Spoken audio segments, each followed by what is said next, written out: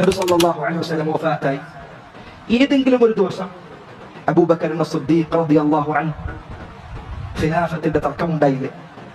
മുസ്ലിമീങ്ങൾക്കിടയിൽ പരസ്പരം തർക്കങ്ങളുണ്ടായി. ആ തർക്കത്തിന്റെ സന്ദർഭത്തിൽ നബി സല്ലല്ലാഹു അലൈഹി വസല്ലമയെ ഖബറടക്കിയിട്ടില്ല. ആ സന്ദർഭത്തിലെങ്കിലും അവരൊന്ന് പോയി അല്ലാഹുവിന്റെ റസൂലേ ഇതിലൊരു പരിഹാരം പറഞ്ഞു തരണം. അവർ പറഞ്ഞു, അവർ ചോദിച്ചോ. മുസ്ലിമീങ്ങളെ എത്രയധികം ബാധിക്കുന്ന ഒരു വിഷയമാണ്.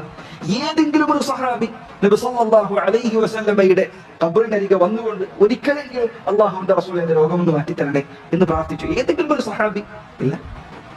നബി സല്ലല്ലാഹു അലൈഹി വസല്ലമയുടെ ഖബർ അവിടെ ഉണ്ടായിരിക്കെ സഹാബിമാർ അത് ചെയ്തിട്ടില്ല എങ്കിൽ റസൂലുള്ളാഹി സ്വല്ലല്ലാഹു അലൈഹി വസല്ലമക്ക് ശേഷമുള്ളവർ, ഔലിയാക്കന്മാർ, അതിൽ താഴെ വരുന്ന ആളുകൾ, സാലിഹീങ്ങൾ, ശുഹദാക്കൾ, അവരുടെ ഖബറിനരികെ പോയിക്കൊണ്ട് നിനക്ക് എങ്ങനെയാണ് പ്രാർത്ഥിക്കാൻ കഴിയുക?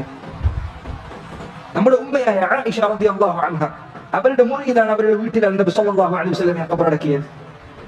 ആയിഷ റളിയല്ലാഹു അൻഹ അവരും അതുപോലെ തന്നെ മുസ്ലിമീങ്ങളിൽപ്പെട്ട മറ്റൊരു വിഭാഗവും തമ്മിൽ പ്രശ്നങ്ങൾ ഉണ്ടായിട്ടുണ്ട്. അത് യുദ്ധത്തിലേക്ക് വരെ നയിക്കപ്പെട്ടിട്ടുണ്ട്.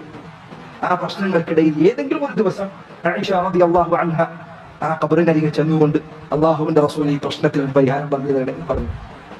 ഈ കാലഘട്ടത്തിൽ ആളുകൾ കറാമത്തിന്റെ കഥകളായി പറയാറുള്ളതിന്റെ ഖബറിനരികിൽ ചെന്നു, എന്നോട് ചോദിച്ചു, കൈ ഓർത്തേക്ക് ഇട്ടു, നബി സംസാരിച്ചു, സ്വപ്നത്തിൽ വന്നു, എന്നിട്ട് ഞങ്ങൾക്ക് ഇന്ന കാര്യങ്ങൾ പറഞ്ഞു തന്നു.